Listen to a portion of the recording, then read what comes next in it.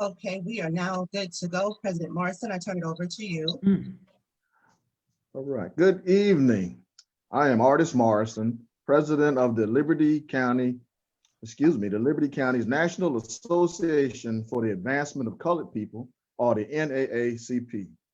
I am very excited to welcome our candidates, citizens of Liberty County, and all viewers to our 2020 political forum. The National NAACP was founded in 1909, and our Liberty County branch, a nonpartisan organization, was chartered in 1952 under President Ralph Waldo Quarterman. The mission of the NAACP is to secure the political, educational, social, and economic equality of rights in order to eliminate race-based discrimination and ensure persons. The coronavirus has allowed us to think outside of the traditional box using various media platforms. Tonight, we're not meeting person to person, but maintaining the ability of face-to-face interactions. This evening, we had a scheduled moderator, but I'm just even more excited that I will be your moderator because of technical difficulties with our moderator. So I'm excited about that. Tonight, I'm happy to present our candidates for the offices of United States Representative, District 1, and the Georgia Representative, District 164. Remember that the primary election date is June 9, 2020. Please vote by mail, in ballot, or at your voting precinct. Also take 10 minutes to submit your 2020 census online or by phone. I give special thanks to our forum partners, the Coastal Courier and the Coastal Georgia Minority Chamber. Candidates, if you are ready, we will get started. And we welcome our candidates for U.S. Representative District 1, our incumbent, Earl L. Buddy Carter. We also have candidate Danny Merritt, Lisa M. Ring, and Ken Yeager. As we begin, each candidate will have an opportunity to give a 5-minute opening statement. And following each question, I will read the question, and then I will read the question again. And each candidate will have 2 minutes to respond to each question. Okay, I see nothing but smiles, so everybody is ready to go. So we will start with our incumbent, Earl L. Buddy Carter. If you would please give us your opening statement.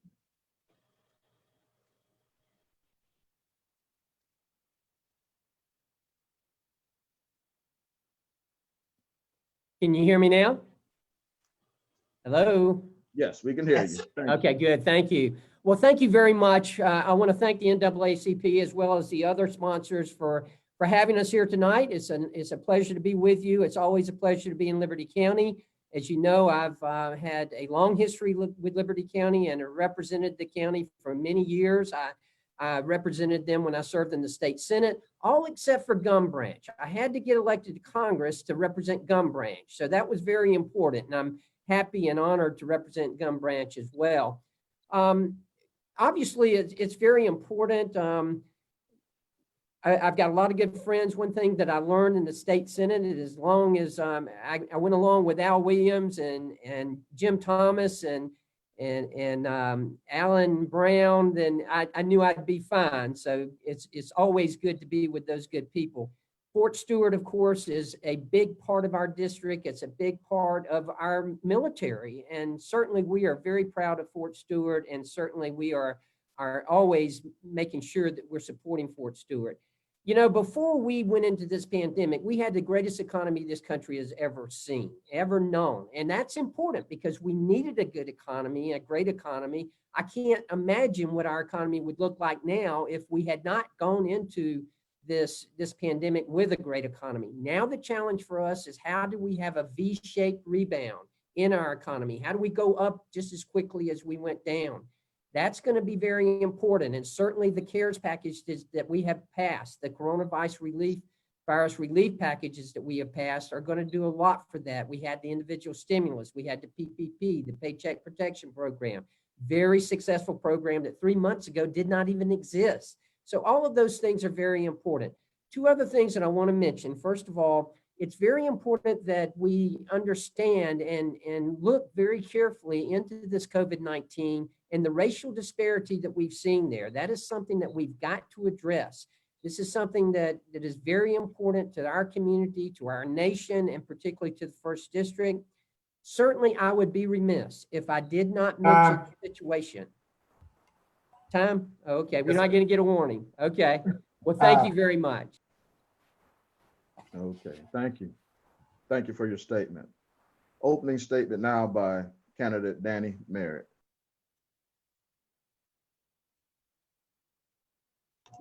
All right, can everybody hear me? Yes, I Yes. hear you. All right, wonderful. Thank you all very much for having me this evening. I really appreciate the invite and I'm excited to be here. I wish we could all be in person. A little bit about myself. My name's Danny Merritt. I live in Chatham County. I am the proud father of four. I have 4 kids, all under the age of 12. Got a beautiful wife named Sarah. I have 18 years military service under my belt. Very, very proud of that service. I did my first deployment to Iraq in 2008 as a platoon leader. Did another deployment in 2011 to Afghanistan, and then decided to get out and come to Savannah, Georgia, and I started several companies. One of which is 9 Line Apparel, where I was able to take an idea with my brother Tyler and really grow that company into a several hundred man workforce where we hired folks from every type of background possible. We've hired so many veterans, so many spouses of veterans, and I'm really proud about the amount of jobs that I've been able to create in Georgia's First District. I think that's something that I bring to the table when I go up to Washington, D.C. Being an outsider, being a non-politician, non-career politician, I think that really helps me go up to Washington, D.C. and really see the forest through the trees. And I look forward to representing you all when we win on June 9th. All right. Thank you, sir. Thank you for your statement. Now we'll hear opening statement from candidate Lisa M. Ring. Ms. Ring. Thank you. And thank you for putting this forum together. I think it's important that people see what their options are and they learn a little bit more about where the candidates stand on issues. I'm not going to go into a lot of detail about who I am. I've been running for a long time now. We're going on, it's over 3 years now that I've been a candidate for this seat. You know who I am and you know what I stand for. What is important to me is that I am empowering the people of this district. I am sick and tired of politics as usual. I am sick and tired of candidates and our elected officials who are out of touch with what people need, the people of this district and the people of this nation. I want policies that actually meet our needs. I want political leaders who care about me and my family and my district. And that's why I'm running for office. The insanity that we are living through at this time and the decisions that our elected leaders have been making is unbelievable.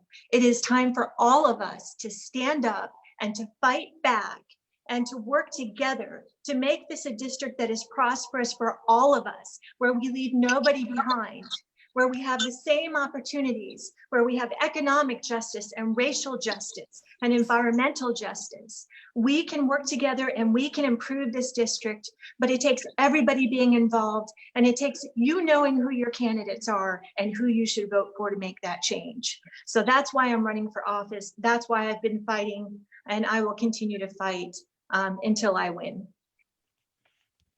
Thank you, Ms. Ring, for your statement. Now we have, for an opening statement, Mr. Ken, and help me pronounce your last name correctly, Yagger.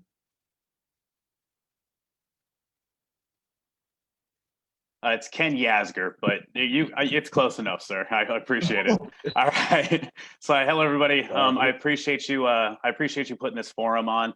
I'm very happy for the invitation. It meant the world to me. Not only are we not able to campaign in person, I'm actually serving with the Georgia Army National Guard right now out of the district to fight COVID-19. I've been doing this since April 7th. So these Zoom debates have been fantastic. I've been able to see the state, the different communities, and it just makes me love our district more. So I'm running for office because the people need a true voice. I've been a server ever since I was 15 years old at different restaurants. I was even a server the last year when I was active duty for 4 years. My parents live in Illinois. That's where I enlisted in the Army out of. My first station was Hunter Army Airfield down in Savannah. I was in the 1st Ranger Battalion, 75th Ranger Regiment. I did 2 combat deployments with them, and I now am a sergeant in the Georgia Army National Guard. I just got back from my 3rd combat deployment in July with them, and now, like I said, we're doing a COVID-19 relief all over Georgia, and it's a big eye opener. I'll be honest with you, I didn't know how to take this virus until I saw it firsthand. What it's doing to what we're doing is disinfecting nursing homes, and we're conducting tests across the state. I think we're doing a fantastic job. This doesn't just affect the African-American community, it affects all communities. This virus does not discriminate. It is a horrible virus. We have to take it seriously. And I'm on the front lines doing that.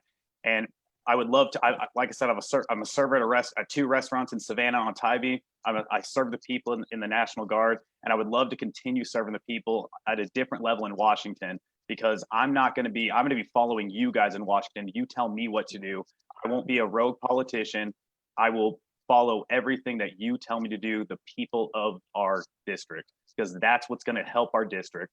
So thank you again for putting this on, and God bless you guys. Thank you, Mr. Yadger, for your statement. I see Ms. Joyce Griggs is in the forum.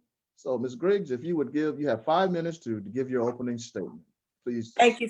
Thank you so very much. I am Joyce Marie Griggs, and thank you all for putting on this forum. I think it's a very important forum so people can at least see who the candidates are for the 1st Congressional District. But in any event, I am Joyce Marie Griggs, running for U.S. Congress for the 1st Congressional District. I am a retired Lieutenant Colonel, combat veteran, deployed to Iraq 3 times. I was also an intelligence officer in the military. I served 33 years. I am a Bronze Star recipient. I have consistently fought for people all my life, not only in the military, but also in the civilian sector. I ran for U.S. Congress before in 2000. I want to point out that all of my brothers were military, 2 Army, 1 Navy, 1 Marine, my nephew Navy and Marine. So we have a very rich history of military. Also, I was airborne. I joined the military to see the world. And the first place they sent me was about an hour and a half from home. That was Fort Bragg, North Carolina, because I was airborne. But in any event, I deployed to Iraq 3 times. I was the deputy director of an intelligence program. And I am running because I believe that the people of the 1st Congressional District, all people, not some, but all people, need a strong voice so their needs can be articulated properly in Washington, D.C. And I believe I am that strong voice. There are so many many different needs in this first congressional district. People from all ethnic background, group, races, sexes, sex orientation, you name it. But there must be somebody there working for the people, not a politician. I do believe in term limits. And I believe that the person in Washington for this district should represent all people, should work for all people, and also to listen to the people to determine what the people want in this district. I am a fighter for the people. I can't be bought and I can't be bribed. I am a fighter, like I said before, and there are so many issues, especially with this pandemic. Healthcare is such a critical issue. There's so many people without healthcare. There's so many people that are without jobs, especially in light of this pandemic. And we've got to work together to do something to help the people. And there is more that bring us together than separate us. So we've got to work together. We've got to determine what the people want. It's not what Joyce Griggs want in Washington. It's what the people of this district want. What do you want me to do? And I am a servant, and I'm willing to fight for you with everything that is within me. And I have that proven record. All right, thank you, Ms. Griggs. And candidates, you see, to get all your information in, you have to pick up the pace. You have to talk fast to get it all in. As moderator, let me say this as we started to get into our questions. First of all candidates received an invitation to participate in this 2020 forum. So we'll make that clear. Everyone was sent an invitation to participate. Also, our timekeeper, if you are able to see all the screens and all of the candidates, we have a timekeeper. I don't know if Mr. Dexter Newby is visible to you, but he will help you as you get near your 2 minutes. He'll hold up different color cards. When you see that red one, he's getting ready to mute you or tell you that your time is up. So Dexter Newby, be looking for those cards. Here we go. Are you ready? Ready or not, here we come. Okay, first question. And again, I will read it and then repeat it. And we will start with our incumbent, Mr. Buddy Carter, taking the first question. The coronavirus pandemic has impacted all aspects of our society. Many citizens have been critical of various aspects of federal, state, and local government plans. What plans specifics do you support for stimulating our economy, protect jobs, and revitalizing communities while following guidelines by healthcare and disease control expert professionals? I'm gonna read the statement and the question again. The coronavirus pandemic has impacted all aspects of our society. Many citizens have been critical of various aspects of federal, state, and local government plans. What plans specifics do you support for stimulating our economy, protecting jobs, and revitalizing communities while following guidance by healthcare and disease control expert professionals?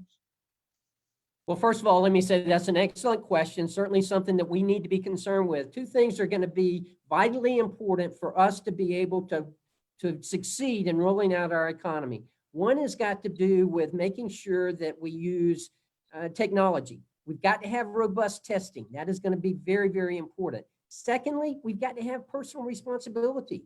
People have got to continue to adhere to the suggestions and to the advice of the coronavirus task force. That is washing your hands, practicing social distancing when you can, making sure that you are covering your cough, making sure that you're wearing masks when you can wear masks, not just for yourself, but also for those around you, mostly for those around you. If you don't want to do it for yourself, at least do it for those who are around you. Yes, the government does play a role in the economic rebound, but regardless of how quickly or how slowly we roll out our economy, it's going to be up to us on how smartly we do this. We've got to be smart. Just because the gym's open doesn't mean you have to go. Just because the hair salon's open doesn't mean you have to go. We have to be smart about these things. We can do this and we can succeed at this if we're smart about it. What role should the government play? Certainly the first 3 packages or 3.5 packages of the relief package that we passed are going to play a big part in that. The PPP that I mentioned earlier, the Paycheck Protection Program, has saved many small businesses. We've got to get people back to the office. That's true, but we got to be healthy about it. That's the most important thing. Thank you, sir. Mr. Danny Merritt, same question. Yes, The sir. Appreciate it. coronavirus, and you need me to repeat it? No, I understood the question completely. I think our president said it best when he said he does not want the solution to be worse than the problem. And I stand behind that. You know, I think that the federal government came out with some pretty good guidelines. They passed it down to the governors, who should, you know, be passing it down to the individual business owner. We are a special breed of people. You know, we are Americans. We are not built to sit inside. Our kids aren't built to be stuck at home all day. You know, I think we need to leave it up to the responsible citizens of each state to come up with a plan to open up business as soon as humanly possible. There's a lot of folks in Congress, like Buddy Carter, who is so disconnected from your average person here in Georgia's 1st District. He's worth $66 million. He's not worrying about, you know, paying for, you know, a meal for his kid. You know, we need to open up this economy, and we need to do it quickly, and that's my solution to the problem. Mr. Merritt, thank you, sir, for your comment. Ms. Joyce Griggs, do you care for me to repeat the question, or are you able to answer? First and foremost, I think the way this pandemic was handled initially by the White House has been saved, okay? Because basically they said it was a Democratic hoax, and that's ridiculous. Number one, I think we need to put partisanism out of the way, Democrat or Republican. We must work for the good of the people in America and in this district also, okay? Let me say this, yeah, there's testing now for this pandemic. However, though, there are a lot of people without health insurance. I believe we need to open up the Affordable Care Act and reopen it and let people be able to get health care. Now, yeah, there's a lot of businesses that have closed because we were forced to close, okay? I think we need to look at what the science is saying and not rush into anything. We must analyze it, listen to the experts in the field, and determine that. We must never put profit over people, because people are human beings, people die.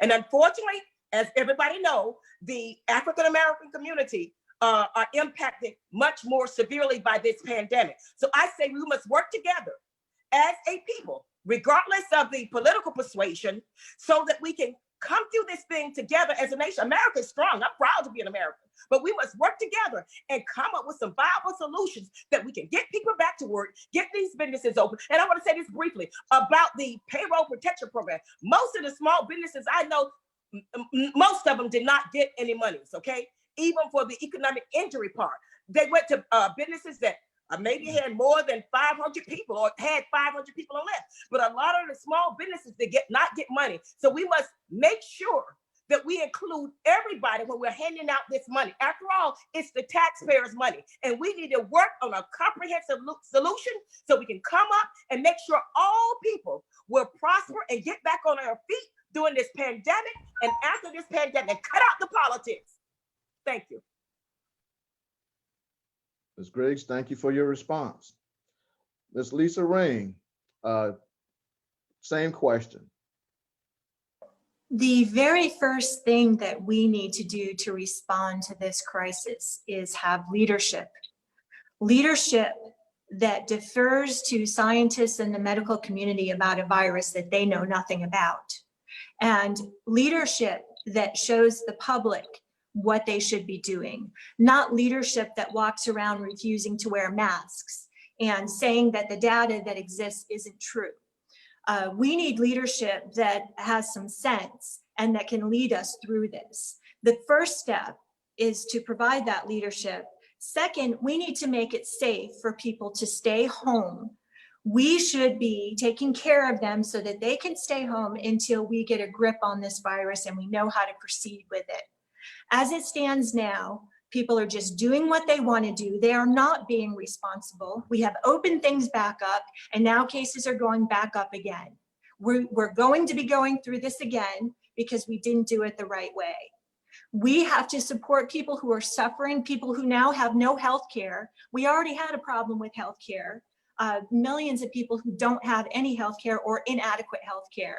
Now that they're not working and they don't have jobs, we have even more people without health care.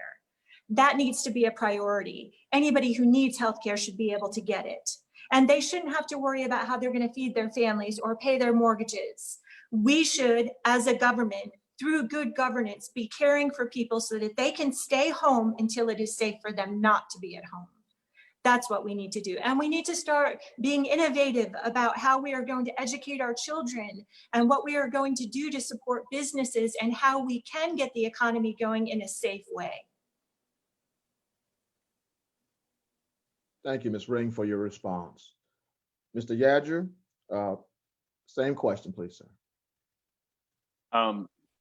I forgot to say this. Welcome to all the candidates. Good to see everybody who's here at the last debate, and it's good to see you this time, Representative Carter. I'm not running against any of you. I'm not attacking anybody. I respect all of you. We may have different views on things, but we all want the best thing for this country. Okay, so I'm not here to attack anybody. So thank you, everyone for being here. The way we the way we help the economy is opening up the state. I think Governor Kemp did a great job. You are right, Ms. Ring. The cases are absolutely going up, but that's because I am on the front lines. We are doing the testing that we weren't doing before. If you test more results more cases will come. The fact we have to look at is deaths in Georgia are going down, which shows we are doing it right. You know what? This is for the NAACP.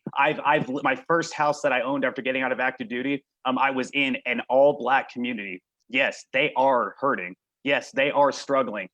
Keeping the economy closed hurts them the most, absolutely, but it hurts all Americans. Like I said, this virus does not discriminate. It doesn't care about your race, your sex, sexual orientation, your age. I'm on the front lines cleaning nursing homes.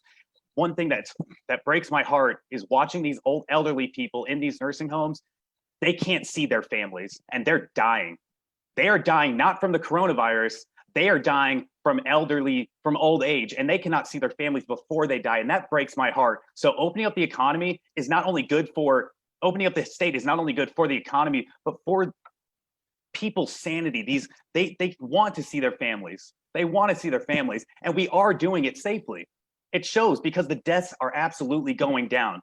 And what we're doing is correct, but we need to find better testing. Better testing and more testing. We'll see the cases. We'll take care of the cases. If you want to stay home, absolutely stay home. But it's up to the private citizen to decide that. And here's how you can help. Tell the elderly you will give them, take them groceries. The vulnerable, same thing. Wear a mask when you go to their house. Offer to help them on the private sector is what's going to save this country and the economy, not the federal government. Mr. Yadger, thank you for your response. We will move to the next question, and we will start this time with Mr. Danny Merritt. The next question, a spotlight is on higher percentage rates of COVID-19 infection and death of African Americans, other communities of color, and persons poor and disadvantaged. What policy changes will you sponsor and advocate for so that they will ensure communities of color will not be left behind or further marginalized at this critical time? And I'll read it again. A spotlight is on higher percentage rates of COVID-19 infections and deaths of African Americans, other communities of color, and persons poor and disadvantaged. What policy changes will you sponsor and advocate for so that they will ensure communities of color will not be left behind or further marginalized at this critical time? Well, I think we're already on the right track, and I think Ken kind of summed it up perfectly when he stated, and I agree with him, that the fact that this virus does not discriminate. It doesn't make a difference if you're, from the wealthiest part of town or the poorest part of town. It doesn't matter if you're, Catholic or Jewish. It doesn't matter if you're Black or white. The way that we need to tackle this problem is we need to tackle this problem as an American issue, and we're doing a great job. We're ramping up testing. we're taking care of our elderly. We need to continue to be on the path that we're already on, and I think that's gonna be wonderful for every American, young, old, black, white, rich or poor. So I think that we're on the right track, and I don't really see this as specifically a race issue. This is a problem that is crushing America in all four corners, and I think that we're really truly on the right path to put this behind us. And like I said 100 times over, America's the comeback kid. We're going to get through this. We're going to be stronger than we've ever been before, and we certainly have we have a bright future ahead of us. Thank you, Mr. Merritt, for your response. Same question, Ms. Griggs. If you need me to repeat it, I will. At it. I think what we need to do is, obviously this pandemic has shown us the gross disparity, even more so in our healthcare system, and the need for adequate healthcare for the American people. Okay, and let me say this, let's be real. There's even discriminatory practices in healthcare. A lot of African Americans do not have healthcare. Now, sure, the Medicaid is a Georgia healthcare program, but a lot of people just don't have healthcare. A lot of African Americans don't go to the doctor because they don't have healthcare.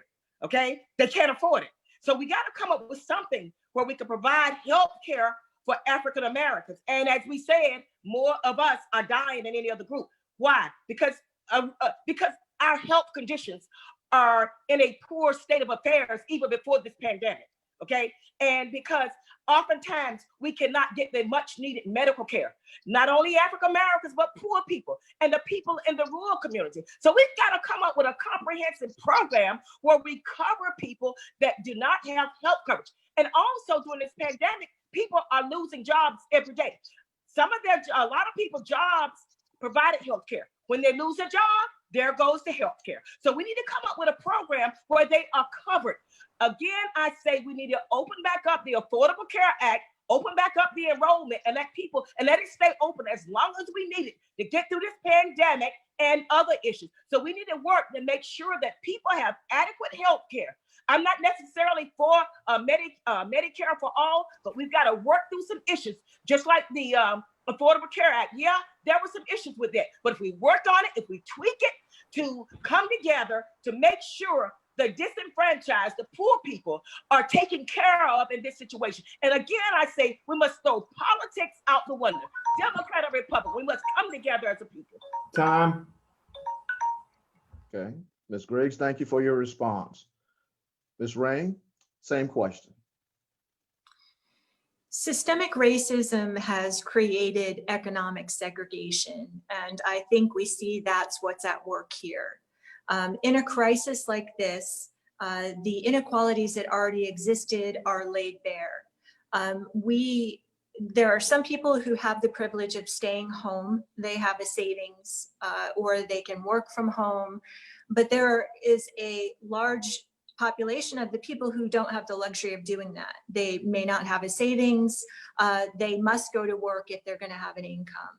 And so we have people who have risked their lives to perform their jobs, which are often not decent paying jobs to begin with, and come with no benefits and no health care. There is a huge inequality that we need to fix.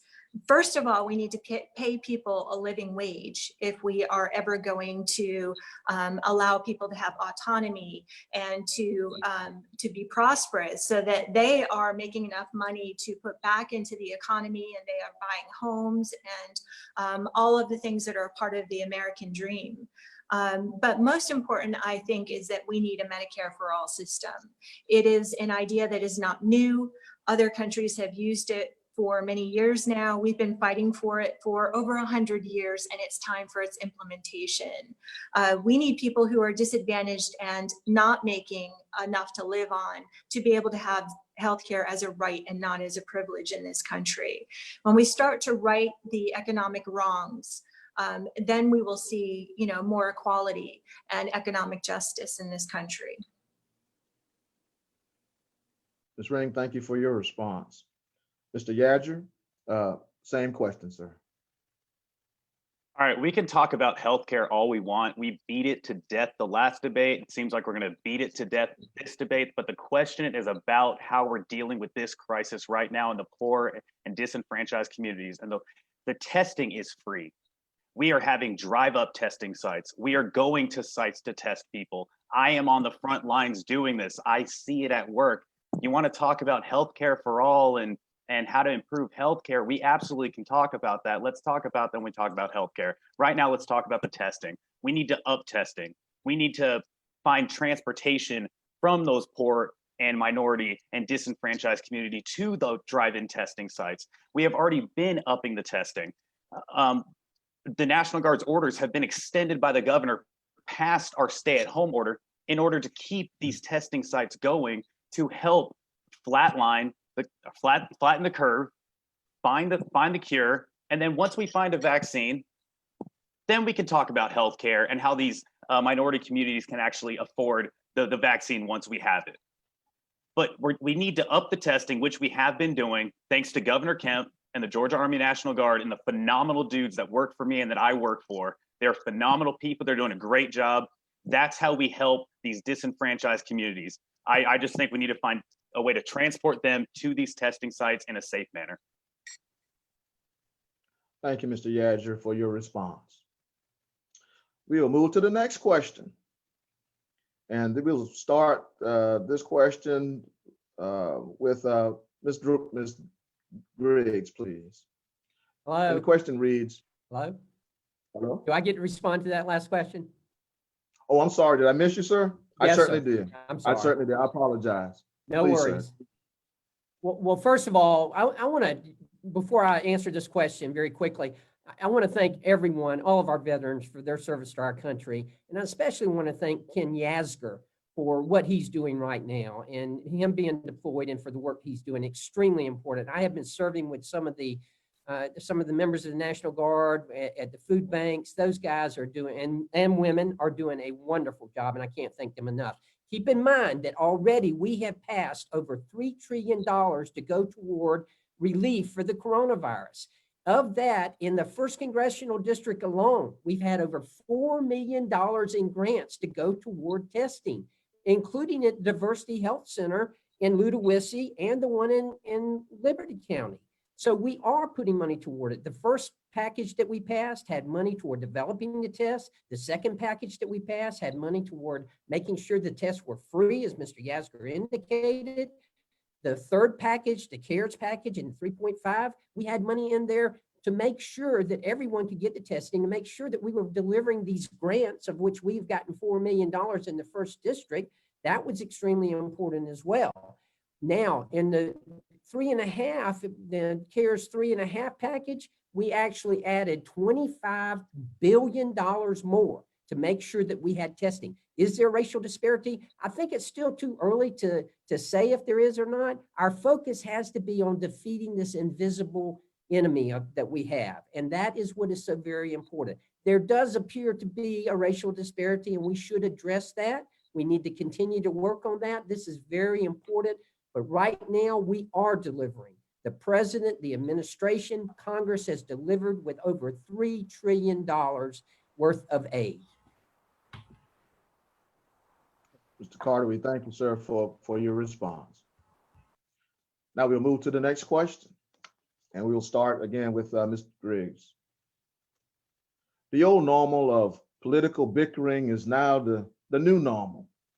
What specifically will you do to reach across the aisle to engage your counterpart and pass substantial legislation on healthcare reform, college student debt reduction or elimination, aid for public schools this summer and beyond, address veterans' needs, equality in housing, and eliminate poverty in the wealthiest nation in the world that will benefit all citizens and residents of the United States? Kind of a long statement and a long question, but I'll read it again. The old normal of political bickering is now the new normal. What specifically will you do to reach across the aisle to engage your counterparts and pass substantial legislation on healthcare reform, college student debt reduction or elimination, aid for public schools this summer and beyond, address veterans' needs,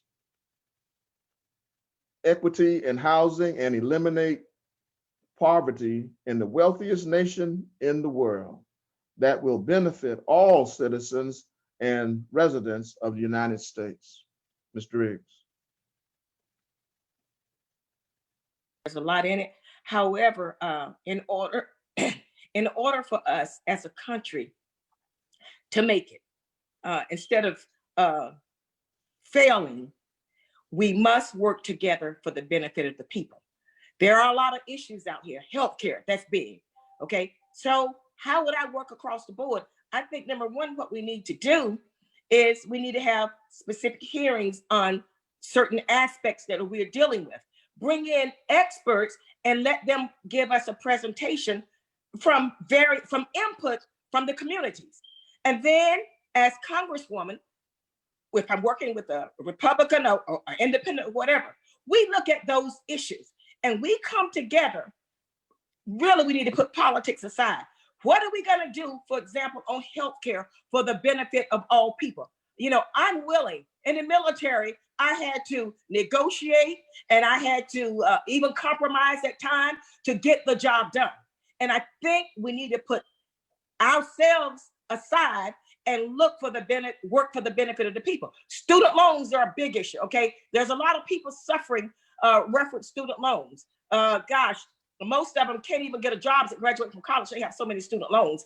And really, I think we need to come up with something where we need to be real careful about all these student loans, but the college kids need to be educated on the consequences of getting all these student loans. And again, I will work across the board with, I don't care who they are, so we can come up with something that's going to benefit the people. Now, on veteran issues in particular, been a veteran myself with boots on the ground, having been to Iraq, having been through the VA system, I understand that is very close to my heart.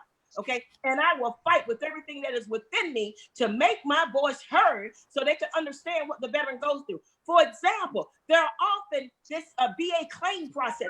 It's often too long, and sometimes they're dead before the benefits. Okay. Ms. Griggs, we thank you for your response. Ring, the same question, please.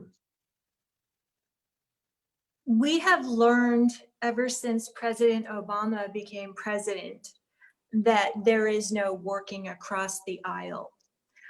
Anytime there was legislation associated with President Obama, the other side would have nothing to do with it. We have been fighting this for so many years that we need a different approach. I'm not representing a party. I'm representing the people of this district, and I'm going to fight for what they want. What they want is healthcare.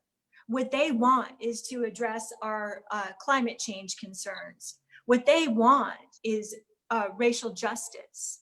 They want things that our Congress is not doing because there is no reaching across the aisle. We need to replace the candidates or to replace the incumbents that are not listening to what their constituents want and replace them with people who are responsive and in touch with their districts, ones that actually represent the voter. That's the only way we're going to win on any legislative issues. It's to replace the people who are getting in the way and not passing legislation that directly affects our lives. Thank you, Ms. Ring, for your response. Mr. Yazger, same question, sir. All right, so Ms. Ring is correct that a lot of Republicans during the Obama administration, they fought everything he did to the tooth and nail, but you know what, the same thing is happening with President Trump. I just talked about it the other day, and I'll say it again.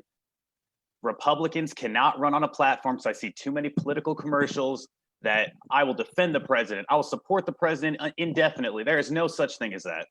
Same thing with the Democrats running right now. I will fight the president at every turn. That is not going to help this country. How do these people expect to get elected when they're just either indefinitely supporting a president or completely going to go against them? That's not going to work for the American people. For example, Obama's drone strikes back in 2000 and I believe it was 13-14 in Syria. Democrats loved it. Republicans trashed him. I said it was a great thing. When Trump decided to do airstrikes, Democrats hated it. Republicans loved it. We can't focus on the party of the president. We have to hold the president accountable, just like you're talking about holding our incumbents accountable. It goes all ways. We can't just defend Obama while trashing President Trump at the same time at every turn. That's all we're doing is party politics, and we have to get over it. I've been talking to the other side all my life. I'm a gay Republican from Illinois, of all states. Trust me, I have a lot of liberal Democrat friends. Most of my friends are liberal Democrats, all right? They hate a lot of my views. I hate a lot of their views, but we come together because what we have to do is not preach what we think should happen. We should focus on finding common ground, things that will help the actual American people who are actually fighting on the ground every day to support our economy. That's what we have to do.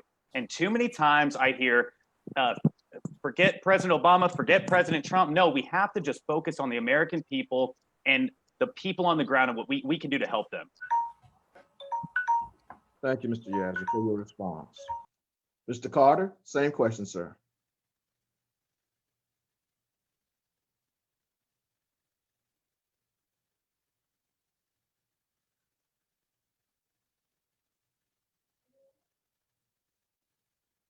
Someone unmuting, please. There you go. Okay. Well, the answer to that is quite simply, you're right. It's not about party, but it's about policy. And that's why we in the Republican Party have the right policy. Look at what we were doing before this pandemic. We had the strongest economy this country, any country has ever seen before. And thank goodness we did. If we had not had that strong economy, I can't imagine what we'd be going through here. Now, who's responsible for that? Yes, the president's done an outstanding job of creating a great economy. We in Congress, in the Republican majority, passed the Tax Cuts and Jobs Act. That has encouraged and caused, incentivized our economy and has grown our economy, and it has grown everyone.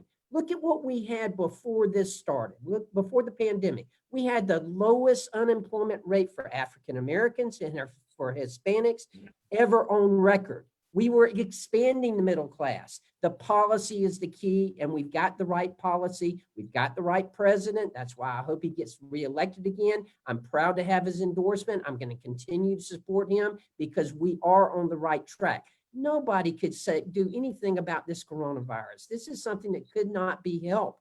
We've got to rebound from this, and we've got the man in office right now, and we've got to get a majority back in the House of Representatives for the Republicans to get us back to where we have the right policy. That's what the key is. Thank you, Mr. Carter, for your response. Mr. Merritt, same question, please. Yes, sir. Thank you for the question. Ken Yasgur, Ms. Griggs, and we all understand that, there's some serious issues when it comes to veterans, and they're not Republican issues, and they're certainly not Democrat issues. They're American issues. And I got a lot of them sitting behind me this evening. And we owe it to veterans in Georgia's 1st District. Yes. We owe it to veterans across the entire United States to come up with a plan and start setting up reasonable targets and start knocking them down one at a time. It doesn't matter what side of the aisle it is. We got to change the game. All right, we keep sending the same folks up to Washington, D.C. time and time again, and then we wonder why we don't get the results that we're looking for. All right, I have a plan on how to fix the VA. It's it should be simple, and it should have been done a long time ago. All right, we need a private-public partnership, the same thing that Donald Trump's doing right this second, to try to produce PPE. We need a private-public partnership with the VA. Where are they weak? What is contributing to the 22 service members who take their own life every single day? Substance abuse, mental health treatment, not available at the clinic level. Why? Why have our congressmen not done anything about it? I have a solution to the problem. It's not a Republican problem. It's not a Democrat problem. This is a politics problem. It's like a whole bunch of overpaid third graders up in Washington, D.C. who can't get anything done. So let's change the game and change the folks that we send up there, because the people in this district that are sitting behind me, you know, they expect results, and that's what I'm going to bring them June 9th. Thank you, Mr. Merritt, for your response. Okay, we're going to continue to move forward. Ms. Ring, this question you will be given to you first, please. What is your position on the current federal administration's handling of the coronavirus pandemic? Please explain your position. I'm just going to be blunt. The current administration has made this country really a laughingstock. When you look at how this virus took control of our country, how it has devastated us economically, when in the beginning, if we had told people to stay home, if we had told them the severity of this virus, if we had shared all of the information that they were given behind closed doors, we could have significantly flattened the curve a long time ago. But because he wanted to pretend that this wasn't happening the way it was happening, and he didn't want to look bad for the next election, he pretended it wasn't happening, and he downplayed it. And because of that, tens of thousands of people have died, and we have been devastated economically. The handling of this virus by this administration has just been a mess. And I don't see moving forward a plan to get us out of it without a lot of people being impacted. He can praise himself all he wants for his poor decisions, but we need true leadership in this country. And if we had had better leadership, we would have dealt with this crisis a lot better. Ms. Ring, thank you for your response. Mr. Yadger, same question, sir. Didn't care. That's ridiculous. It's playing party politics. That's all you're doing right now. I'm not saying he's perfect at all. I'm actually against a lot of things that have happened in the last 3 months. But you know what? Nobody could have predicted this. That couldn't have happened. Absolutely not. But the problem is the federal government pretty much is the problem, if you want to actually be frank and blunt. That's why we need to leave it up to the states. But I will say this, Republicans and Democrats have come together during this crisis for the most part, and I will give Congress credit for that.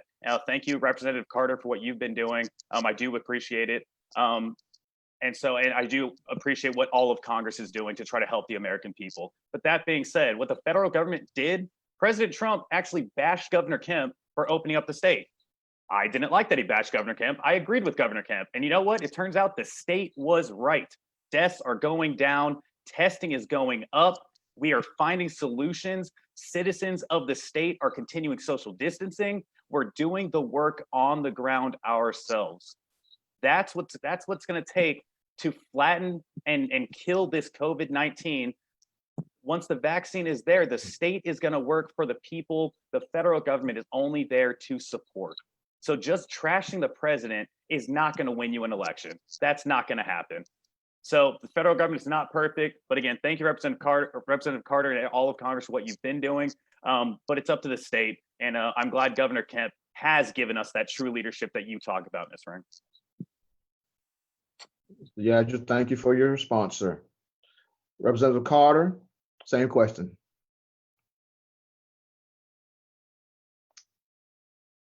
Just a moment.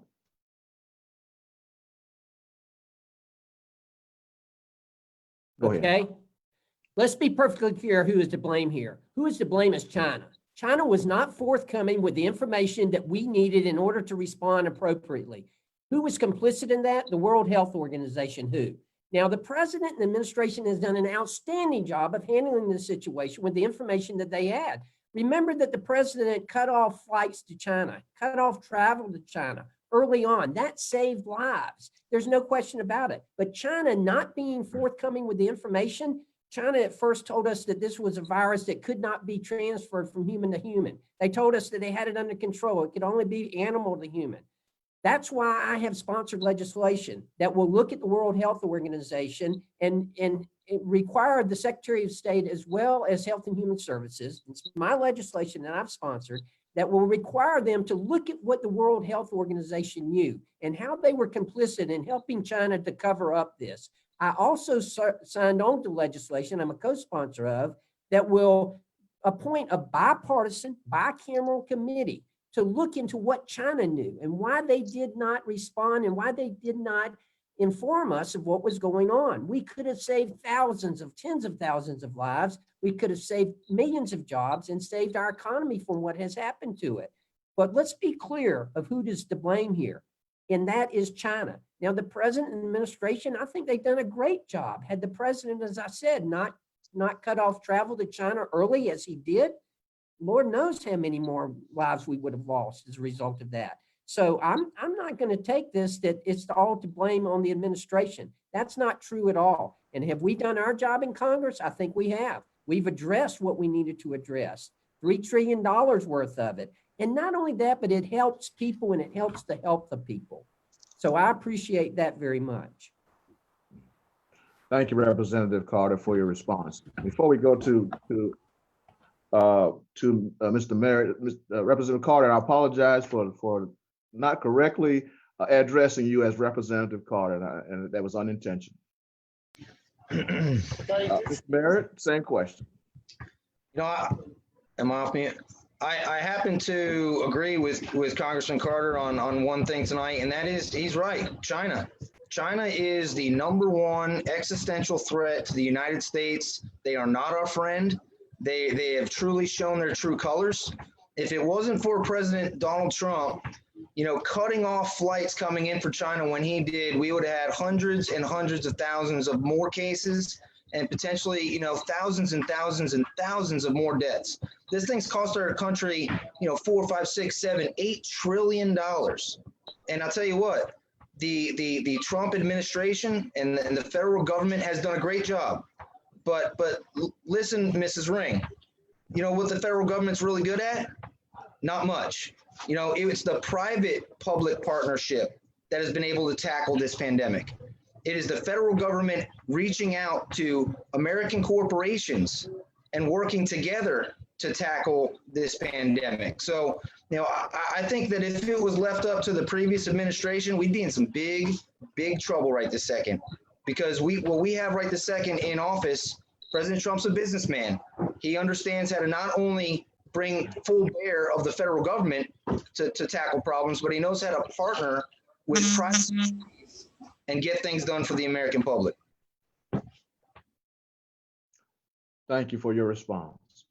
Ms. Griggs, same question.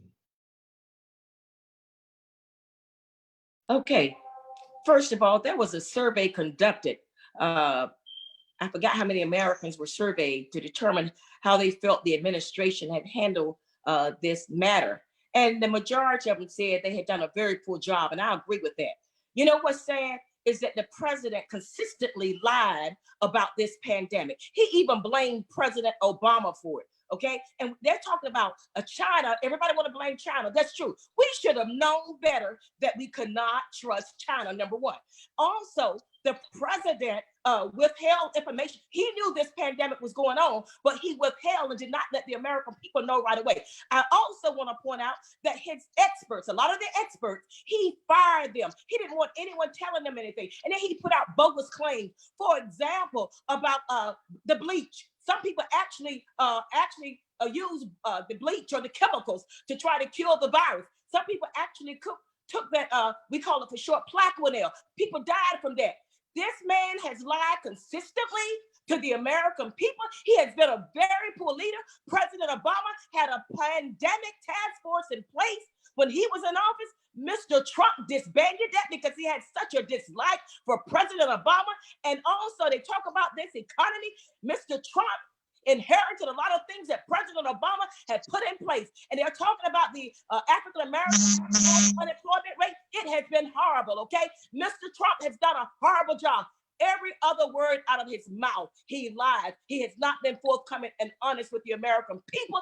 And also, he has fired a lot of the experts. Something is wrong with that picture. I don't believe he has the American people best interests at heart. It's all about Mr. Trump. Thank you. Ms. Briggs, thank you for your response. Okay, Mr. Yazger, it's a similar question. We will start with you this time. And we look forward to your response. What should our federal government do differently to better prevent new infections, reinfections, and spread of the coronavirus? What should our federal government do differently to better prevent new infections, reinfections, and spread of the coronavirus? All right, thank you for the question. But first, I do want to say, as a respect issue, it's not Mr. Trump, it's President Trump. I never, as somebody in the military and in my civilian life, I would have never thought to say Mr. Obama. It was President Obama. I just want to say, it was President Trump or President Obama. And it I is said now again, President I'll say Trump. Mr. Trump, That's okay? all I'm saying. Okay, so to answer the question, it was President Okay, Obama. It okay. is President Trump. Ms. Briggs, Okay, moderator, With all due respect, point of order. they are the presidents of the United States of America, Ms. Joyce. They are the presidents of the United States of Please. America. And Please mute as the other somebody in the candidates. military, I would have never in a million years thought to call him Mr. Obama. That was our commander. That was my commander in chief. Now President Trump is my commander in chief. The American people voted them in. They deserve that respect. With all due respect to you, ma'am. And Thank you. guess what? And All right, I so and what the I federal respect government can do to help with the pandemic is to support the states. Give the states the money that Congress has been doing for the testing. Even though President Trump didn't agree with Governor Kemp opening the state when he did, the state has been getting the money from the federal government. That's what needs to continue happening. Instead of fighting certain states on certain things, they need to encourage the states, as well as just helping the states and supporting the states' decisions. But the money has to go to the states, not used by the government in the federal government in the states, if that makes sense. But yes, thank you for the question. We thank you for your response, Mr. Yazger. Mr. Representative Carter, same question, sir. Again, as I said earlier, can you hear me now? Yes, sir. Okay, again, as I said earlier, two things have to happen. First of all, we have to have technology on our side. We have to have robust funding. Mr. Yazger's right. We need that money going to the states, and we have sent money. We've sent billions of dollars to the state. We've spent billions of dollars on testing. We've made sure and the testing has improved. And to the point, yes, we're going to have more tests, and therefore we're going to have more positive cases. Before, we probably had more cases. We just didn't know it because we weren't testing as much. But the key, again, is going to be personal responsibility. Regardless of how quickly or slowly you roll out the economy, if we don't continue to do what we know we should be doing, that is washing our hands, coughing into our arm, wearing face masks where we need to, if you show symptoms, making sure that we are practicing social distancing where possible. And also for those who are vulnerable, particularly those senior citizens who might be vulnerable, particularly those who are whose immune system has been compromised, they need to be very careful. The smarter we roll this out, the sooner we can roll out our economy and the sooner we can defeat this invisible enemy. Thank you, sir, for your response. Mr. Merritt, same question. Yes, sir. I think one of the things that we really need to consider, we just learned a pretty valuable and deadly lesson here in the United States of America. We saw that we were vulnerable. And I think one of the things that we absolutely must do is we need to start to bring that supply chain, specifically with medicine and also with PPE, back to the United States of America. We have the ability to produce, the life-saving equipment that we fell short on, and we ended up having to outsource it to other countries. So the first thing that we need to do is we need to bring that supply chain back to the United States, build it up, and make sure that we're going to be able to produce everything that we need to protect ourselves as Americans. That is also to include pharmaceuticals. You know, I wrote an article the other day about people talking about, you know, I've known this for 20 years. Well, why haven't we done anything about it? So what we need to do in order to ensure the safety of American lives, because we know this type of threat is out there and it could happen again, is we need to bring the supply chain back. We need to bring the drugs that we're going to need to fight this virus and many others back to the United States. We need to stop treating China like they're our friend, and we need to get our allies, we need to get all of our allies to buy into the same type of mentality and have them do the same, so we become less and less reliant on countries like China. They're not our friend. Thank you, sir, for your response. Ms. Griggs, same question. Well, first of all, I think testing is great. Okay, that's fantastic. But we also need to go beyond that after the testing. And if a person, of course, has the COVID-19, we need to make sure health care is available for them. Okay. And as I said before, I think we need to reopen the Affordable Care Act and leave it open as long as we need to leave it open so people can get proper treatment on this. All right. And unfortunately, this situation happened. We will very probably have another one. As a matter of fact, President Obama said years ago when he was in office, he said, we're going to have a pandemic. We need to get ready for it. That's why he formed that task force. So we need to start making sure we're proactive instead of reactive. Okay, we need to make sure there's health care in place for people, not only just for the testing, but also follow on treatment. Okay, and also some people, again, like I said before, some of them, because they don't have health coverage, they won't go to the doctor, or they're because they're, well, some of them are bankrupt anyway. But we need to make sure we have health care in place for the people. Make sure the testing is in place. We must work together as a people. As I said before, there's more that brings us together than separate us. We need to put this partisanism behind us, Democrat or Republican, and we must work for the benefit and for the good of all people. After all, we are Americans, and we should not depend on these other countries. We need to learn how to bring things back in America, work together for the benefit and the good of all people. Thank you. Thank you, Ms. Griggs, for your response. Ms. Ring, same question, please. Well, if we're going to rely on personal responsibility, then I think we're all in trouble. We have a president and a vice president who won't wear a mask. We have crowded beaches on Tybee. And when I go to the grocery store, I'd say about 80% of the people aren't wearing masks, and they're way too close to me. And you just blame China for this virus. So, so much for personal responsibility. What we have to do is make it okay for people to stay home until it's safe for them to go out. We as a government need to take care of people so they aren't forced to make that choice between their health and their economic well-being. We don't have the resources right now to deal with this virus head on.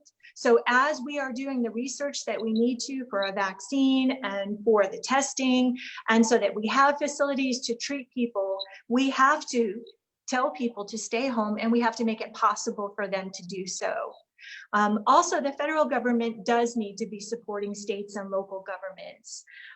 They need to be helping them to have the resources that they need to take care of their state. So, you know, it can't be everyone on their own and doing whatever they want kind of situation. We kind of have to rally together like we did during World War II and work together for a solution for the good of this country. We can't always be talking about ourselves and what we want to do and, you know, personal freedom. And, you know, this is for the good of our country that we do these things and that we proceed safely. Thank you, Ms. Ring, for your response. Okay, we will continue, and we're nearing the close with our questions. So we will not pause for a 7-inning stretch. We're going to continue to the finish line. Okay, I don't think I mixed up my metaphors there a little bit. Representative Carter, this next question, we will start with you. What is your position on Medicaid coverage and why? Well, let's keep in mind what Medicaid was intended for and what it is to be used for. Medicaid is for the age-blind and disabled. It is for the people who absolutely need that help. It is a safety net program. It was never intended to be what the Affordable Care Act, or Obamacare as it's referred to as by the ex-President Obama. It was never intended to be an insurance program. It was always intended to be a safety net program. Now, I will tell you that we increased that safety net program during this coronavirus pandemic.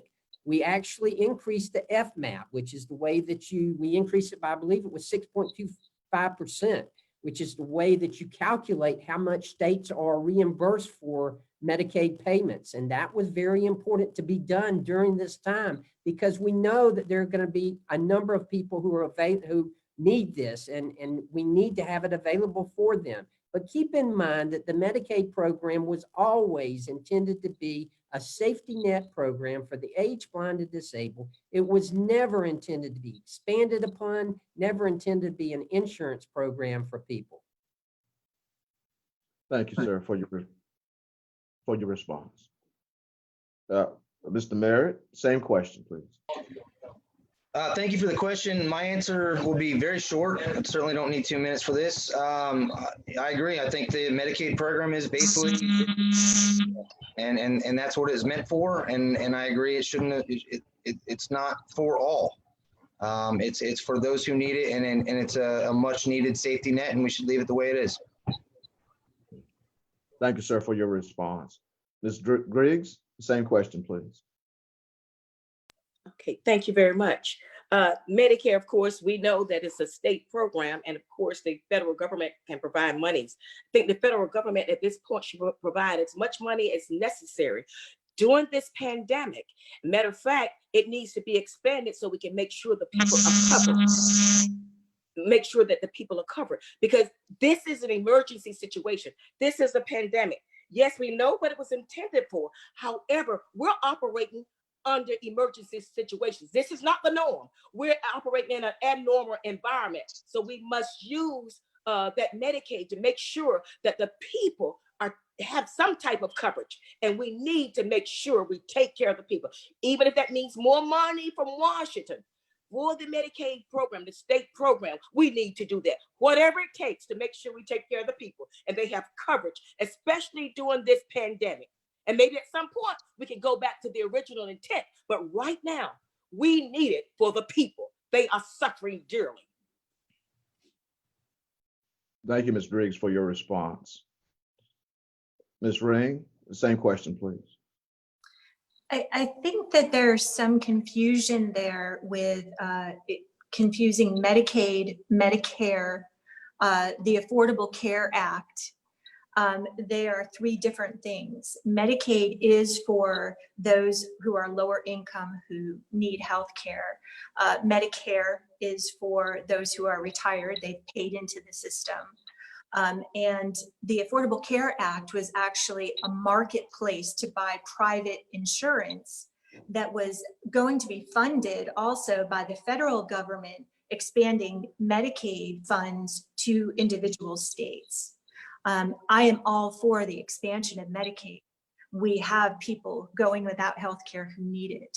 But I think that we need to go beyond that, and we need to go beyond the Affordable Care Act, which was supposed to be a first step to a universal single-payer healthcare system. It was supposed to be the first step on a continuum to making sure that everybody in this country has access to life-saving healthcare from birth until death, and that healthcare is not just reserved for those who have the money to pay for it. So I am absolutely for expanding Medicaid as a start, but we need to go beyond that, and we are way behind the rest of the world. Thank you, Ms. Ring, for your response. Mr. Yazger, same question, sir.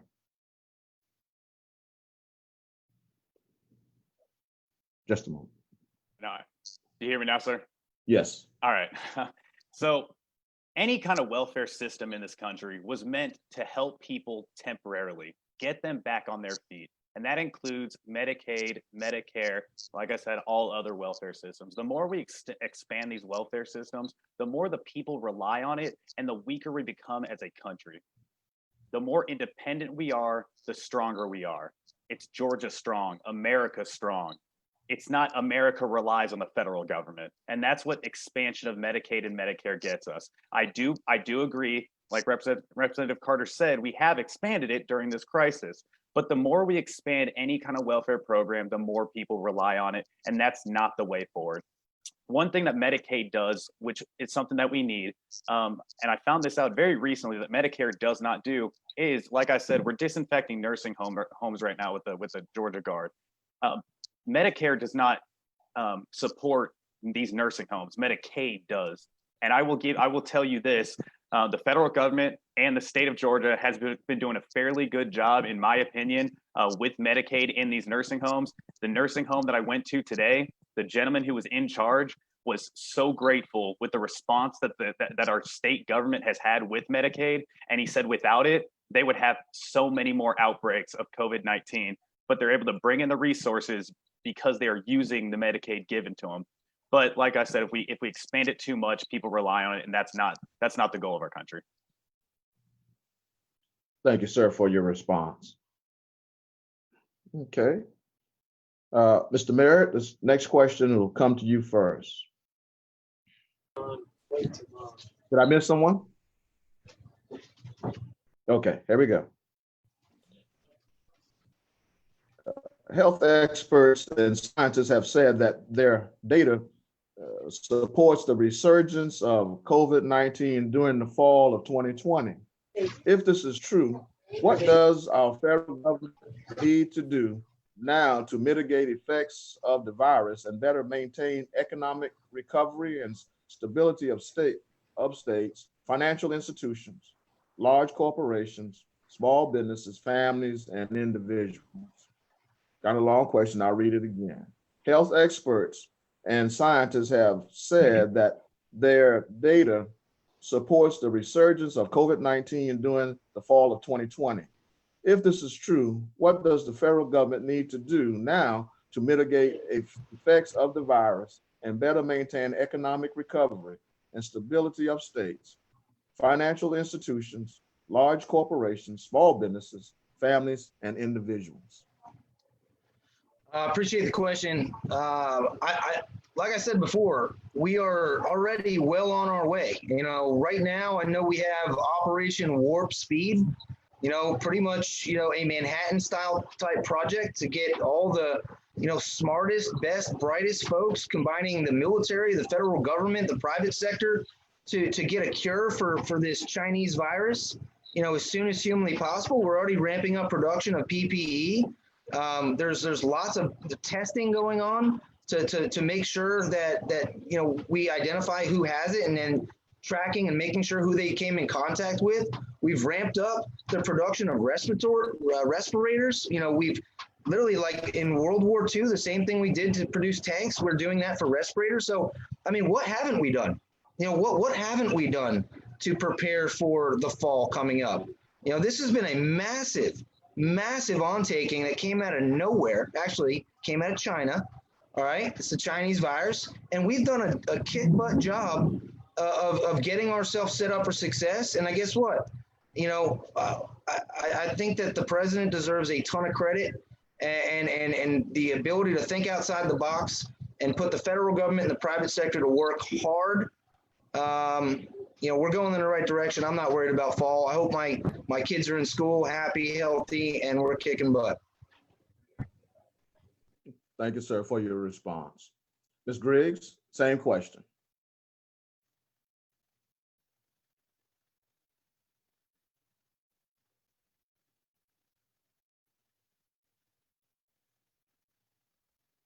Ms. Griggs, are you unmuted?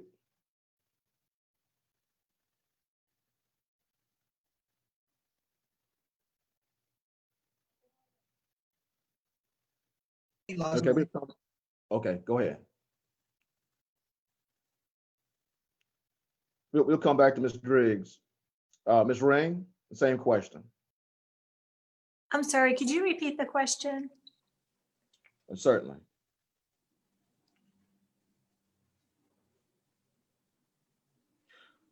Health experts and scientists have said that the data supports the resurgence of the COVID-19 during the fall of 2020.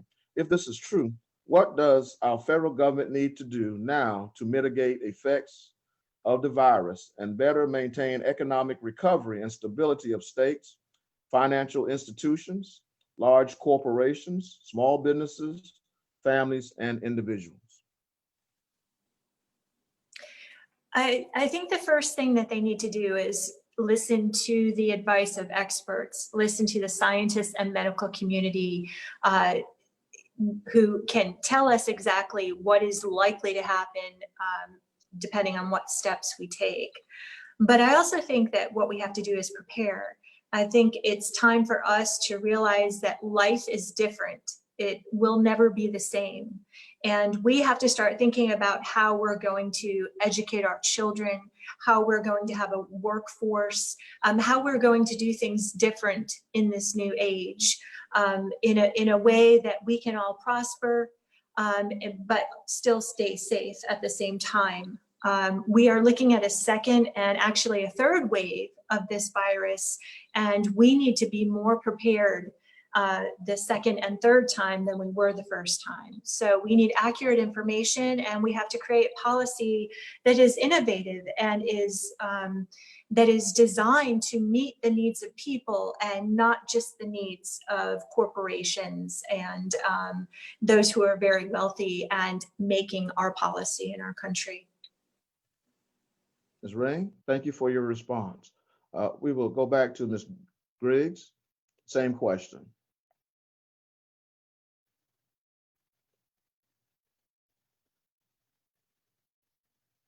Okay, Ms. Griggs may have dropped off the call.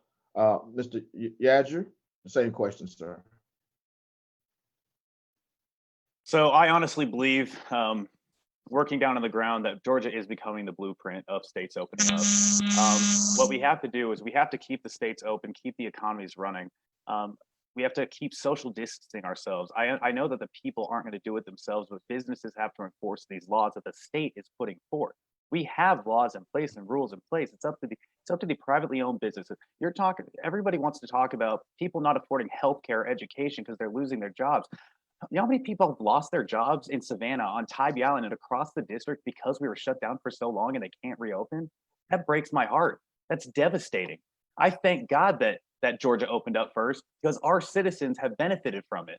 The deaths, like I said, have been going down. If you are an elderly person or you have a pre-existing condition or you're vulnerable, stay home like they have been. Offer to help those people yourselves. Go to the grocery store for them. The individual citizens of this country run this country. And if we force them to stay at home, they're going to lose their jobs, they're going to lose their drive, and they're going to rely on the federal government way too much. And that's not going to be what the country, the economy, small businesses, or private citizens need. So yes, Georgia will become the blueprint. I promise you that. And we will get through the second or third wave, if there is one, of this virus. Thank you, sir, for your response. Madam Secretary, I'm getting a call. I don't know if Ms. Griggs may be trying to call back in, if you have a moment to check. Representative Carter, your response, sir. Well, certainly it remains to be seen what's going to happen in the fall. But the thing that we can do now, as Mr. Yasgur just pointed out, we can continue to practice what we know we should be doing as we roll out our economy. Once again, the smarter we roll out our economy will come about, and the better off we'll all be. So yes, it is about personal responsibility, but also we're much better prepared now in America than we were when China was withholding this information from us and we weren't able to prepare like we should have been. We're much better prepared. Our PPE, our supply chain is much better off. Right now, I am sponsoring legislation in the House that will repatriate pharmaceutical manufacturers as well as PPE manufacturers back to the United States.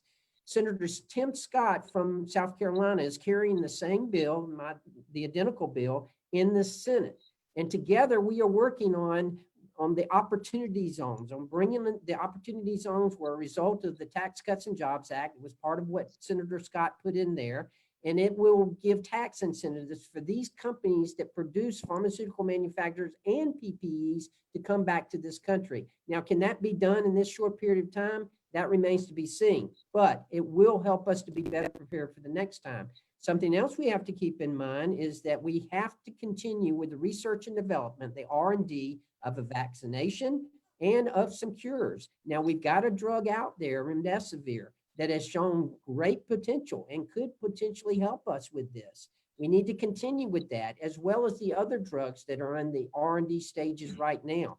That's going to be very important. So yes, we're relying on science a lot, but trust me, come fall, if we do have another relapse or another rebound, we'll be much better prepared. Representative Carter, thank you for your response. This next question will be our last question, and then we will move to your closing remarks. With this question, we will start with Ms. Griggs. Ms. Griggs, are you on the line?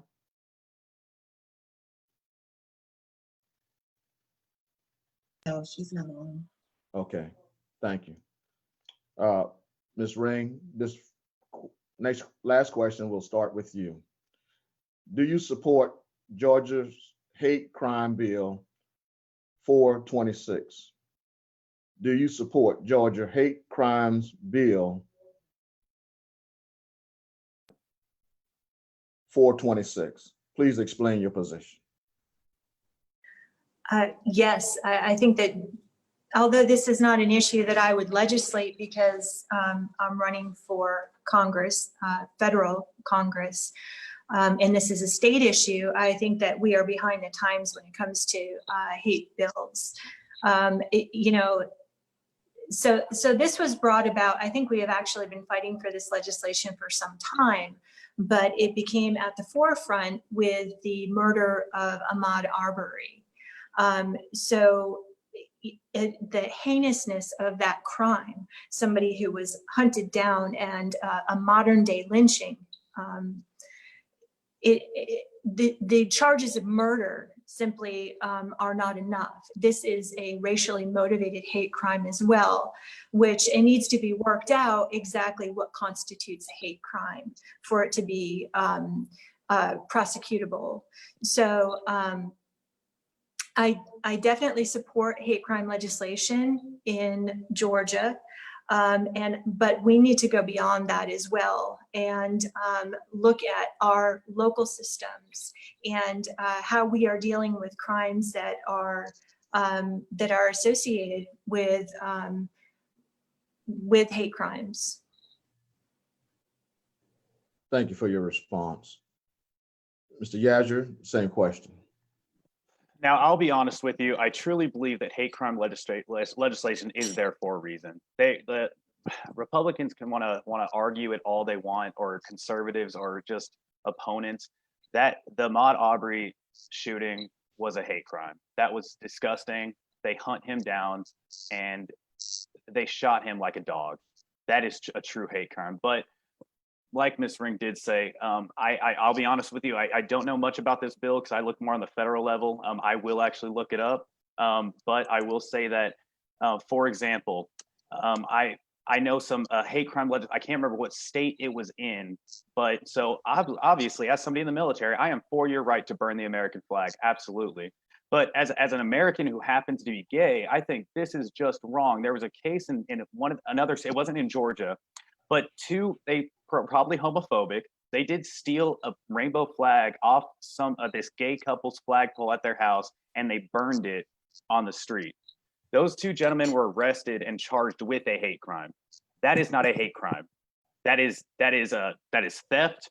That is destruction of private property. That is not a hate crime. So obviously, hate crime legislation is extremely important, but it depends on what you define as a hate crime. It depends on what's in the bill, whether I would support it. And that's why I want to be in Washington. I want to be able to dig into this, actually relate to it on a personal level, and give my honest, non-biased, nonpartisan opinion on every single bill that I would ever vote on. and I would go to the people to see how they would want me to vote on it.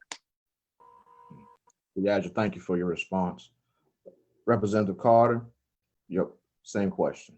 Well, certainly I can't speak to this because it is state legislation. However, I do know that the governor has expressed interest in it. And I'm sure, having served in the state legislature for 10 years, I can tell you that they will take this very seriously and take it under consideration. And I'm sure they'll make a wise decision. Now, I will tell you this, that what happened in the 1st Congressional District in Brunswick with Ahmaud Arbery is something that we cannot tolerate. And that is something that none of us in the 1st Congressional District, regardless of what race we may be of, regardless of what economic class we may be of, that is something we cannot tolerate. And it's something that we have to have justice with. That is why I was the Republican leader of a bipartisan delegation letter from the state of Georgia, along with my good friend, John Lewis, who was the Democratic leader.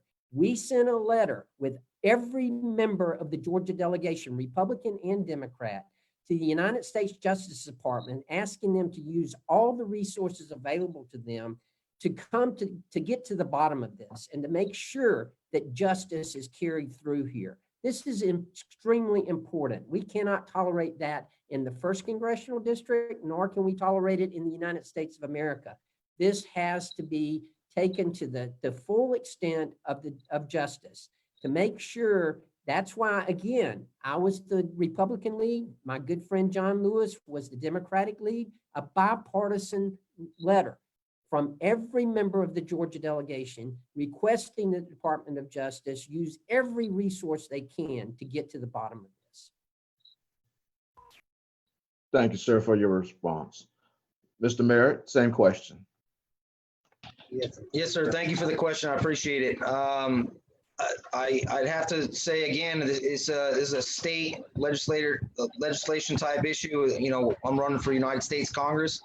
You know, I will say, you know, as Danny Merritt, you know, any type of legislation that's going to give additional protections to, you know, more vulnerable parts of the population, I'm for it. I don't think it's a Republican issue or a Democrat issue. I think we're one of the only 5 states that do not have this type of law in place. So I think it should be looked at and most likely passed. So I'm all about it. I'll tell you what I do have a problem with. A lot of the people on this panel decided to be judge, jury, and executioner on a case that, you know, I saw the video. It looked bad. It looked like 2 adult males. You know, it looked like an ambush. But that case and our governor have put, you know, the GBI and the federal government's looking at this. And I have a real problem with people who are sitting on this panel who have made a judgment call based on a very short video clip. I think that's embarrassing. So I'm gonna let the justice system play out. And I am very, very, very certain that justice will prevail in Georgia as it does every single day of the week. Appreciate it. All right. Thank you, sir, for your response. Okay. We thank all the candidates for how I'm you. on. Ms. Driggs, are you Driggs. back? Yes. Technical Okay. difficulties, but I'm back. Okay. All right. Did you hear that last question? About the hate crime? Yes, ma'am. Okay. Yes. Let me say this. I think it's a travesty. I think it's kind of sad. This is 2020. And now because of what happened to Arbery, we're talking about the hate crime.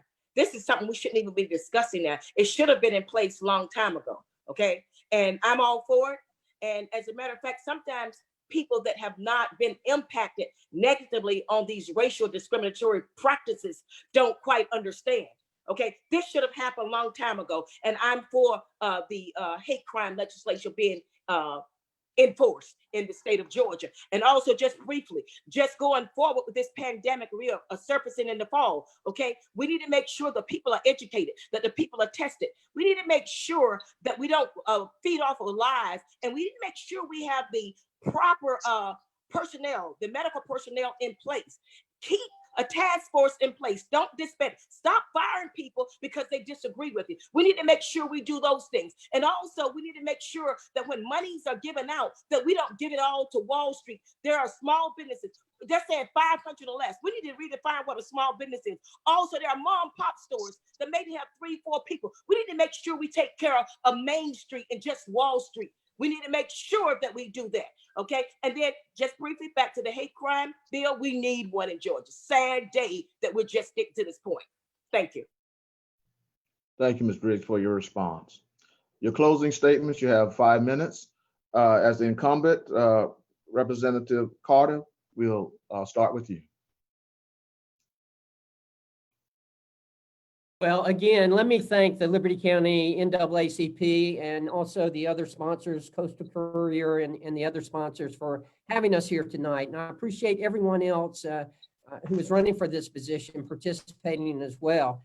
These are necessary, and certainly it's important for us to get our message out. You know, for the past 6 years, I've had the honor and privilege of representing the 1st Congressional District in Congress. It's a job that I take very seriously. This is my home. This is where I was born and bred and where I've lived all my life and where I intend to live the rest of my life. It's extremely important for me to work hard and do a good job. And I believe that we have. I think if you look at the economic improvements that we've made, the jobs that we've created, funding for the SHEP, the Savannah Harbor Expansion Project, arguably the next to the interstate, perhaps the greatest economic development project that we've ever seen in this district. That's very important. We're about to finish that. We should be able to finish that by the end of next year, if not by the 1st of 2022. That's going to help us, and it's going to help this whole economy. I continue to work for the citizens of this district. First, Liberty County, I've had the honor and privilege of representing them in the state Senate and now in Congress. It is a great county, and it's certainly one that I take a lot of pride in representing, especially with Fort Stewart. And I want to take just an opportunity to say that this weekend is a very special weekend. This is Memorial Day weekend, a time when we honor those who gave the ultimate sacrifice for our country. I want to thank everyone, all the veterans who have served. I especially want to thank the family members of those who have given the ultimate sacrifice, because they are the reason that we enjoy the freedoms that we enjoy today. And that's something that we should always be cognitive of, something that we should always be thankful for. You know, we've got a lot of problems in this country. There are a lot of things that we need to change, but there are a lot of things that we do right too. This is the greatest country in the world. You hear about people trying to break into this country, but you don't hear about anybody trying to break out. And you can call me naive if you want, but I still believe that our greatest times are ahead of us. And I hope that I can count on you for your vote on June 9th and then in the general election, because it is an honor and a privilege for me to represent the 1st Congressional District of Georgia. Thank you. Representative Carter, we thank you for your closing statement. Mr. Merritt, your statement, please, sir. Yes, sir. First of all, thank you all so much for having me this evening. I appreciate the invite. I'm glad I could be here. I know we all don't get along with all of our ideas. I know we all think that we have the best solutions to all the problems, but at the end of the day, we're all Americans. We're all volunteering to run for a position that is very important. I think what we've seen in this last presidential election is really important, and we're able to have some great results because of it. Last election for president, we hired an outsider, we hired a non-politician, we hired a non-career politician, and we hired somebody that was able to come into the presidency with a fresh new set of eyes and really get things done. And what I have seen is we've seen absolute results, because we thought outside the box. America spoke, and we hired what is the greatest president of my lifetime for sure. And we need to do that same exact thing across all the districts. We need to kind of change the game on who we put up in Washington, D.C. to represent us. We need more outsiders. We need more businessmen. We need more veterans. We need more regular folks who are not so disconnected. from the average folks that we're hoping to represent. And I check every single one of those blocks. You know, I've scrubbed pots and pans. I've been a busboy. I've been a waiter. I've been a bartender. I've delivered pizza. I was the lowest ranking guy in the United States Army, and now I'm a field grade Army officer, a decorated one. I started multiple companies. I know what it takes to create jobs here in this district. You know, I have a beautiful wife and 4 amazing kids. I've lived the American dream, and I want to go to DC because I know I'll make an impact. I know I do a great job. And I appreciate being here this evening. Thank you so much. Mr. Barrett, we thank you for your closing statement. Ms. Griggs, your closing statement, please. Okay, thank you very much. First and foremost, I want to thank everyone on the panel tonight and my fellow veterans. I really appreciate what you're doing, especially those of you that's helping out during this pandemic. But I want to say that I am for all people.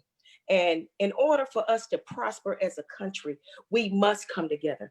Unfortunately, during this present administration, there has been so much division in this country. There's been a lot of like tit for tat. If you don't do this, you're not going to get money. I'm not going to give your state any money. If you do the mail-in ballots, you're not going to get any money. That's sad. That's a travesty. Also, I want to point out that in America, we have lost our standing in the world. People are laughing at America because of who's ruling this country, who's leading this country. And you know what? And a true leader knows how to lead during a time of crisis, not just during the good times, but a time of crisis. And I am a good leader, okay? Being in the military all those years as an intelligence officer, I want to point out that I work as an intelligence officer, I work with the National Intelligence Agency, National Security Agency, National Ground Intelligence Center. I work with a multitude of intelligence agencies and also international agencies, even when I was in Iraq.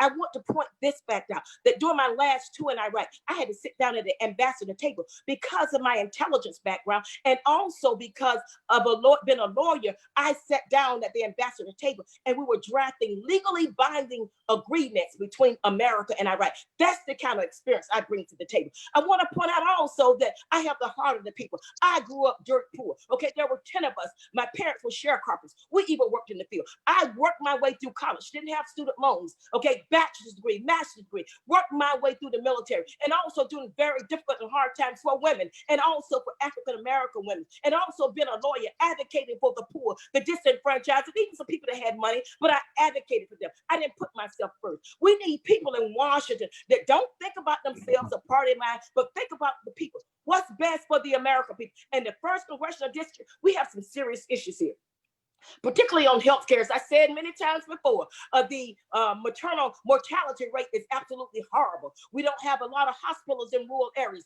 The mortality death rate, the mortality rate among African-American women is horrible. As a matter of fact, we are among the worst in the country. They said Georgia is one of the worst places to give birth to a child. Okay, but as a fighter, as a warrior that I have been all my life, I am willing and prepared and able to continue that fight in Washington, D.C. and be that strong voice of the people. For the people of this district, I can't be bought and I can't be bribed. I am a fighter for the American people, for the people in this district. I'm willing to work with people to get laws passed, to get bills passed, to work for the benefit of the people. And we must prepare even for future pandemics. And they're saying that, oh, the economy was so great. Well, guess what? This administration inherited a lot of good stuff from President Obama.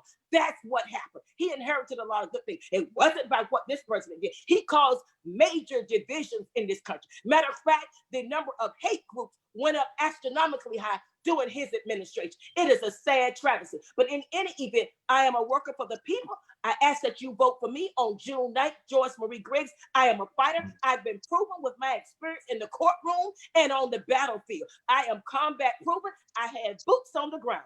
Thank you very much and have a great day. Ms. Griggs, we thank you for your closing statement.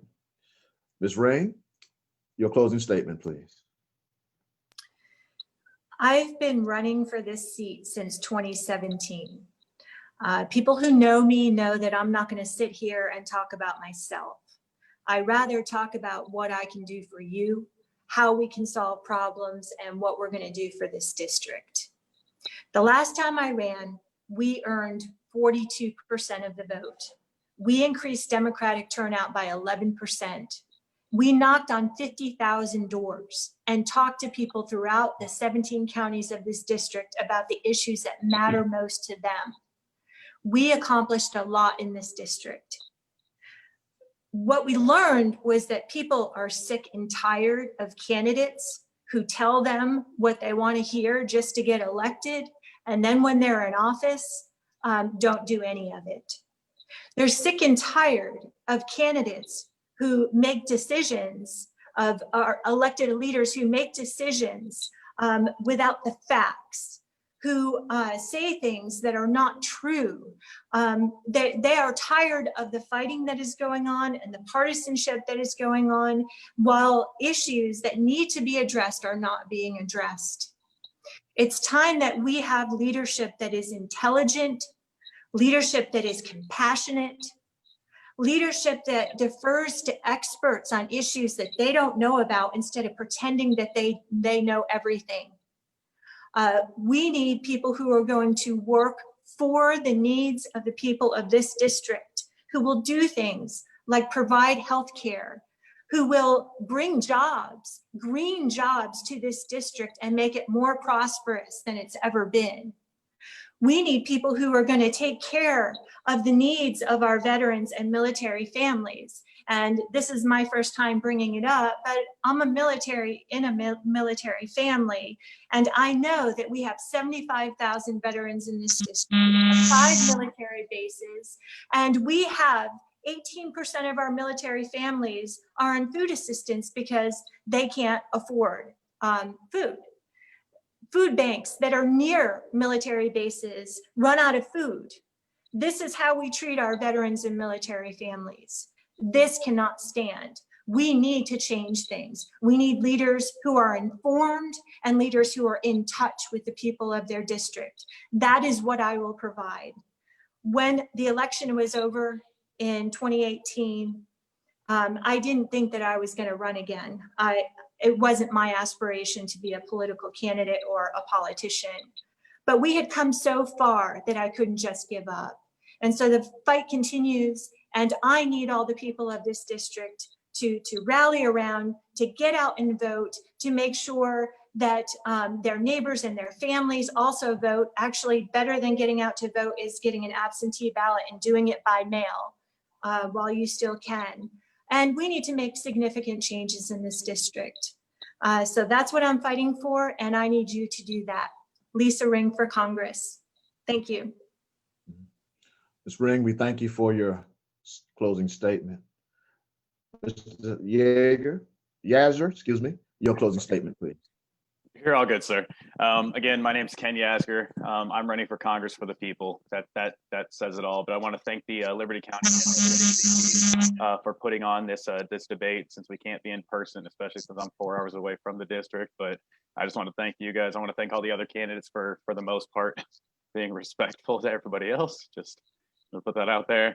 And I do want to thank Congressman Carter for being here, and you know, we may not agree on everything, and with all due respect, I'm not running against you. I just believe I may be able to represent the people in a little bit better way. But thank you for your service to this country. Thank you for what you've been doing, sir. Your job's not easy. The president's job's not easy. President Obama's job was not easy. That's why I tried not to trash him at every stinking turn there was, okay? Because the job of being a representative, a congressman, a president is not easy. But I'm willing to fight that fight for the people. I've always been serving the people, whether it's at restaurants, in the military. I want to be there for people in Washington. I want to continue that service, that humble service that I've always done in Washington.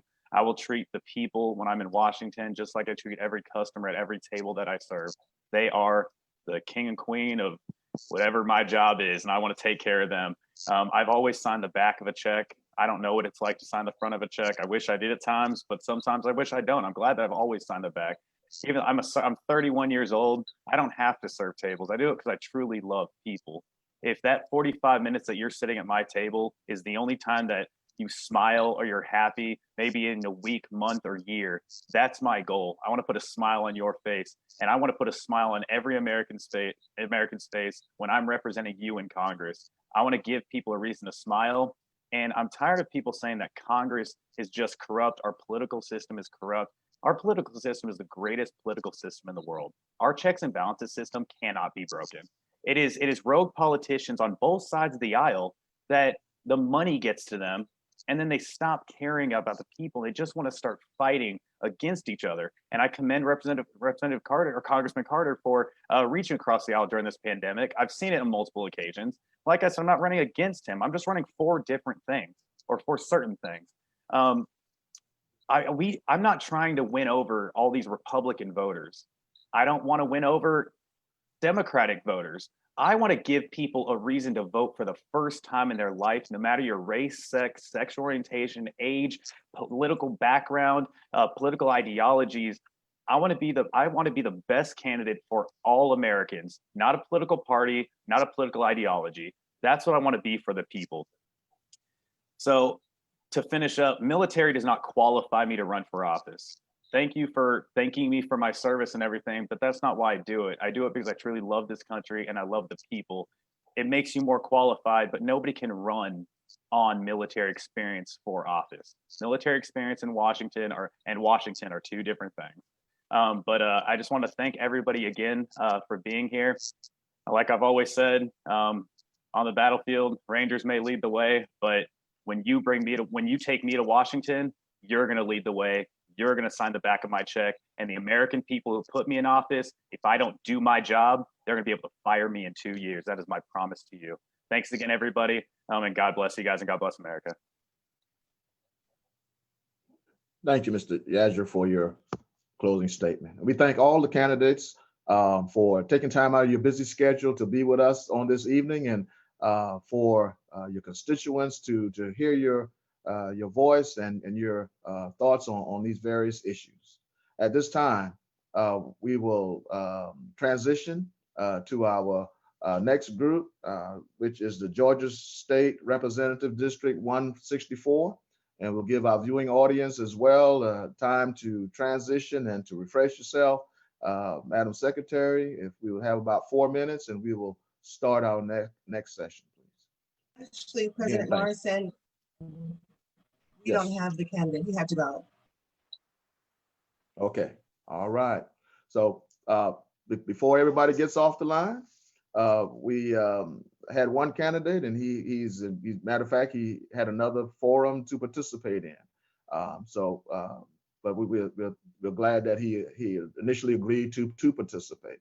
So at this time, we're just going to close our forum, and we just want to thank we, the Liberty County NAACP, want to thank all our candidates again, and our technical assistants, our forum committee, our executive committee, especially our partners, the Coastal Courier, the Coastal Georgia Minority Chamber, and we the people for your participation in tonight's Liberty County Zoom Political Forum. It's been exciting to me. I wasn't expecting to be the moderator, but you can see I'm still smiling. Just please remember to stay informed, stay inspired, and stay involved. Good night and be safe. Thank you. Thank you.